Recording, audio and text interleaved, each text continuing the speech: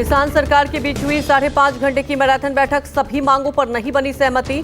रविवार को अगले राउंड की बैठक शांति बनाए रखने पर सहमति। तीसरे दौर की बैठक के बाद बोले कृषि मंत्री अर्जुन मुंडा, कहा सकारात्मक रही मुलाकात, बहुत ही अच्छे माहौल में सकारात्मक चर्चा हुई। और किसान संगठनों के बीच बहुत ही अच्छे माहौल में सकारात्मक चर्चा हुई। किसान नेता जगजीत सिंह डलेवाल ने कहा, रविवार को अगर हमें कोई सकारात्मक नतीजा नहीं मिला तो हम अपना आंदोलन जारी रखेंगे।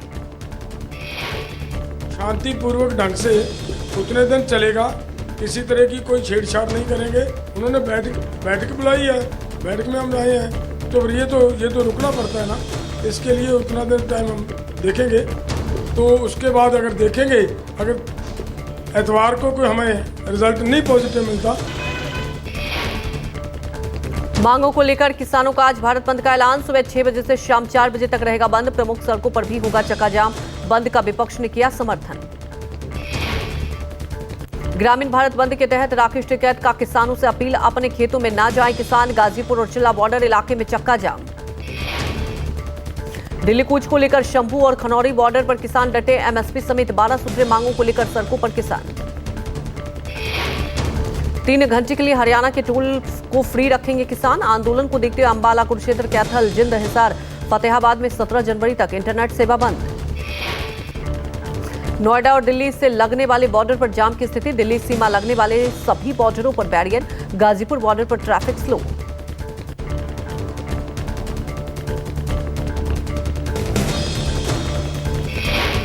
आंदोलन का चौथा दिन है, 13 तारीख से शुरू हुआ था।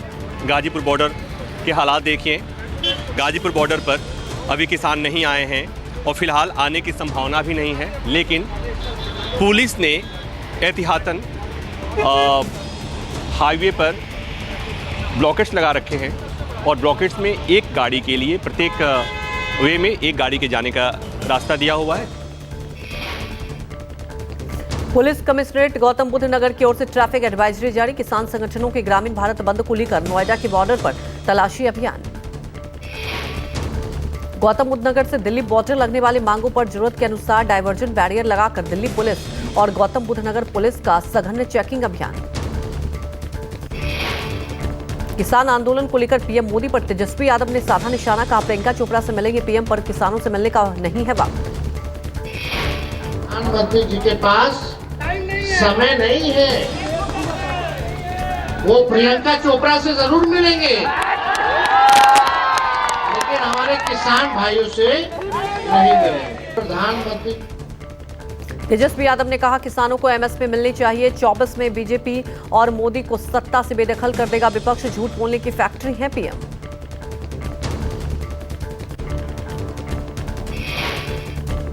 किसानों के आंदोलन को लेकर शिवसेना यूटीवी सांसद संजय राउत ने कहा किसान आंदोलन को रोकने का किया जा रहा है प्रयास। मंत्रियों के साथ किसानों की बैठक को लेकर बोले राउत, कहा स्वतंत्र भारत में ये क्या हो रहा है, सिर्फ तारीख पर तारीख। किसान आंदोलन को लेकर महाराष्ट्र में क्या कर सकते हैं, क्या हो रहा है विचार। पीएम मोदी वीडियो कॉन्फ्रेंसिंग के जरिए विकसित भारत विकसित राजस्थान कार्यक्रम में हुए शामिल, 17,000 करोड़ की परियोजनाओं का शिलान्यास और लोकार्पण किया। रेल, रोड, सौर ऊर्जा, पानी परियोजनाओं से जुड़े पीएम मोदी ने कहा परियोजनाएं राजस्थान के हजारों युवाओं को रोजगार देने वाली है। पीएम ने अपने संबोधन में फ्रांस के राष्ट्रपति का जयपुर दौरे का किया जिक्र, कहा आपने राष्ट्रपति का जो स्वागत सत्कार किया उसकी गूंज पूरे भारत और फ्रांस में है।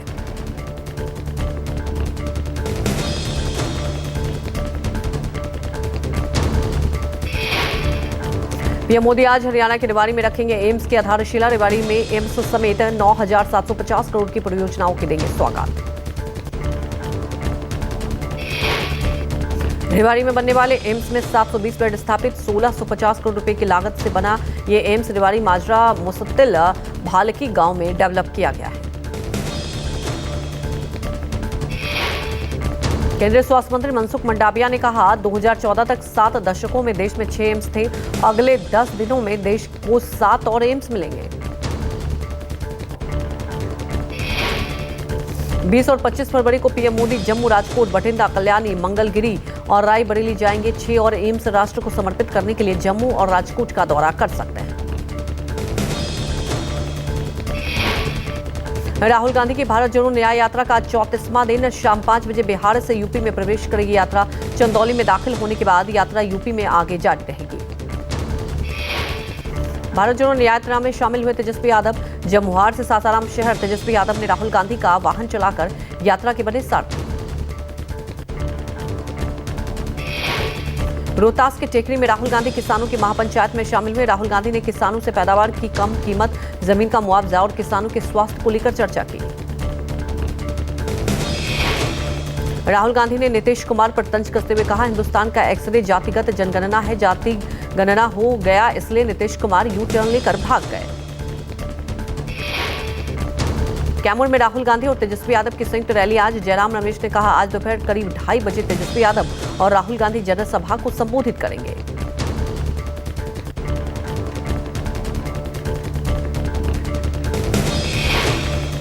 तेजस्वी यादव ने बिहार को विशेष राज्य का दर्जा देने की मांग उठाई। कहा, अब तो डबल इंजन की सरकार है, अब विशेष राज्य का दर्जा दे दें।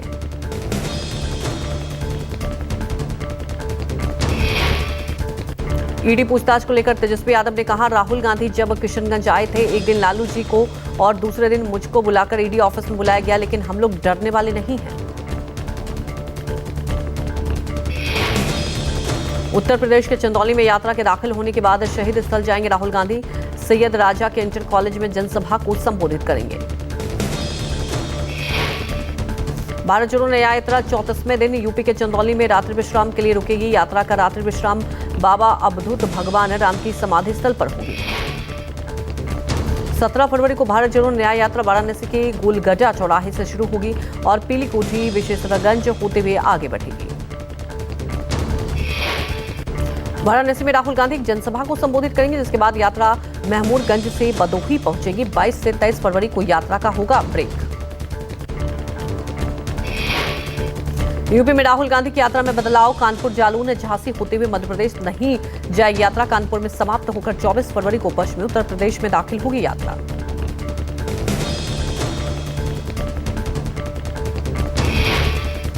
भारत जोड़ो न्याय यात्रा के उत्तर प्रदेश में प्रवेश करने को लेकर उप मुख्यमंत्री ब्रजेश पाठक ने कहा, कांग्रेस पार्टी पूरी तरह से डिरेल है, विपक्ष के पास कोई नीति और एजेंडा नहीं है।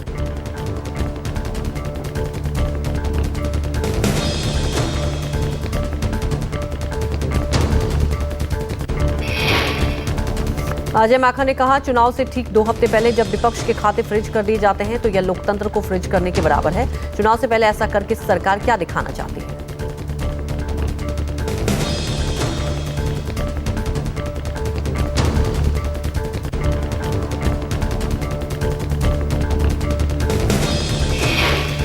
हफ्ते केवल यह हफ्ता चुनाव घोषणा के लिए रह गए हों, ऐसे समय में प्रमुख ऑपोजिशन पार्टी के अकाउंट फ्रीज करके यह सरकार क्या दिखाना चाहती है और किस आधार पर फ्रीज करे गए हैं, मैं आपको बताना चाहूंगा। हिंसा प्रभावित संदेश खाली के लिए रवाना हुए बीजेपी प्रतिनिधिमंडल। टीएमसी समर्थकों के जरिए महिलाओं के यौन उत्पीड़न के आरोपों को लेकर विरोध किया।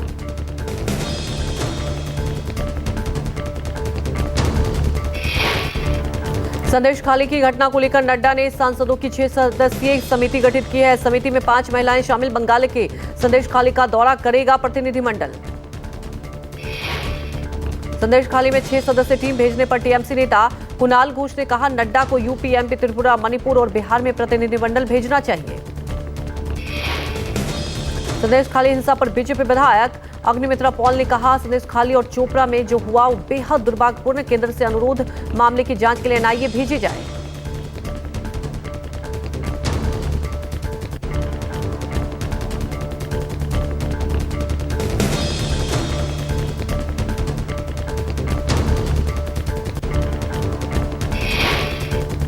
संदेश खाली और आरएसएस पर सीएम ममता बनर्जी का बयान। शुभेंदु अधिकारी का पलटवार। कहा, पीएफआई, सिमी और टुकड़े टुकड़े गैंग को संरक्षण दे रही है सरकार।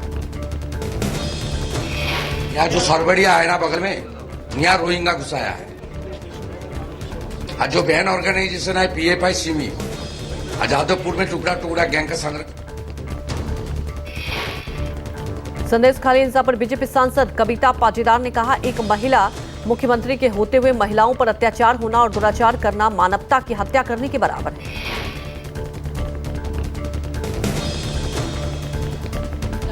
उनके पतियों की जान की धमकी देकर उनको कई दिनों तक अपने पास बंदी बनाकर उनके साथ दुराचार करना, ये तो मानवता की हत्या करने बराबर है।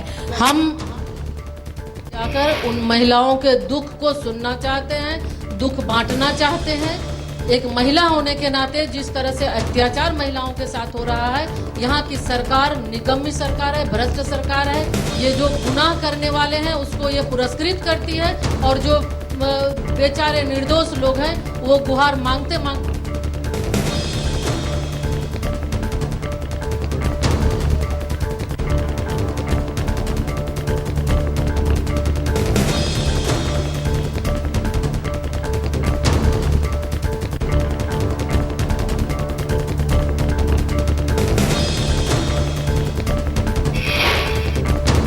हिंसा को लेकर केंद्रीय मंत्री अन्नपूर्णा देवी ने कहा, हम संदेश खाली जाकर उन महिलाओं का दुख जानना चाहते हैं। बंगाल की सरकार निकम्मी और भ्रष्ट है।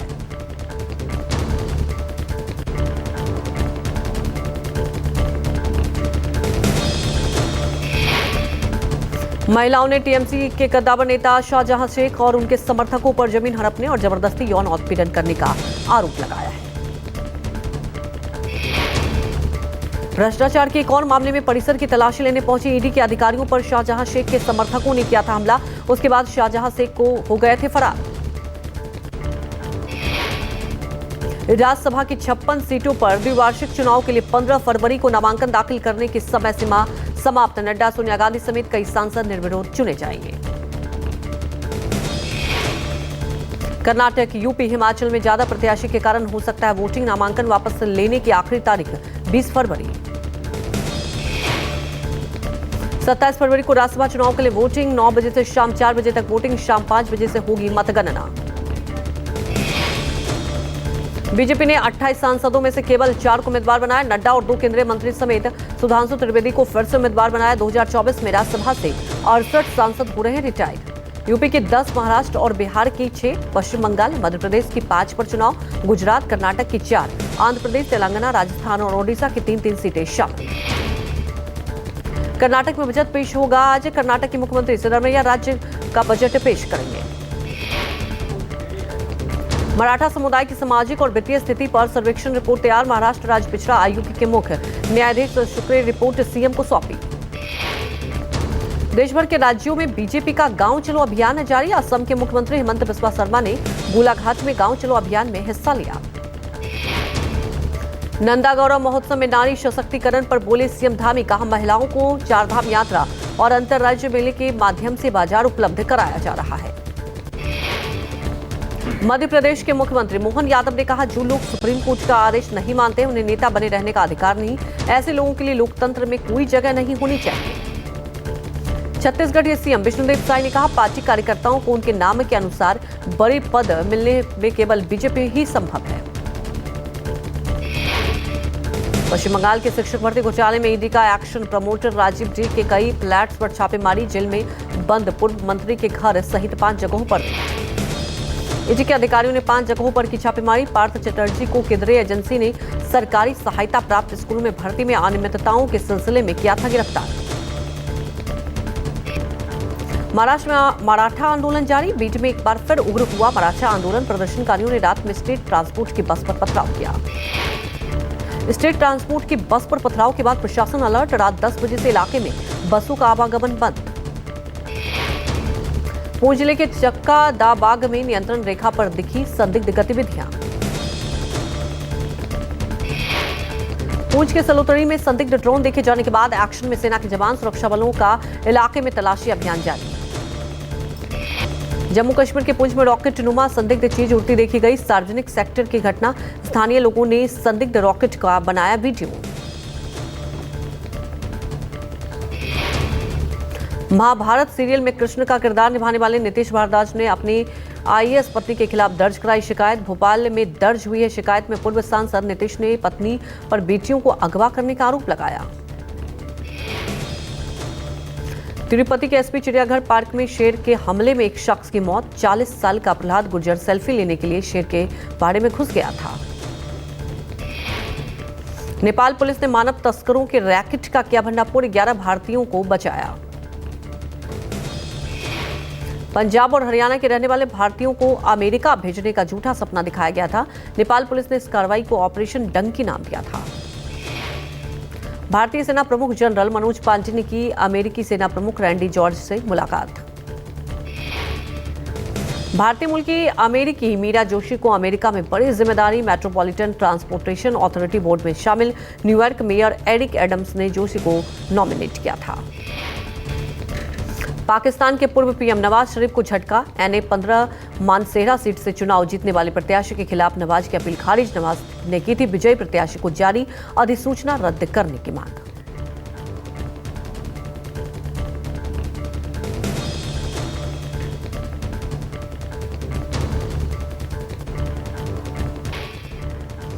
इजरायल ने लेबनान में फिर के आतंकी संगठन हिजबुल्लाह के ठिकानों पर हमला। 2 हवाई हमले में 3 आतंकी सहित 10 लोगों की मौत।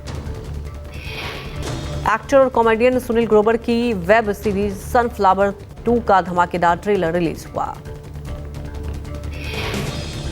शाहरुख खान की फिल्म डंकी बॉक्स ऑफिस पर धूम मचाने के बाद OTT प्लेटफॉर्म पर हुई रिलीज। किंग खान ने सोशल मीडिया पर एक वीडियो शेयर करते हुए जानकारी दी।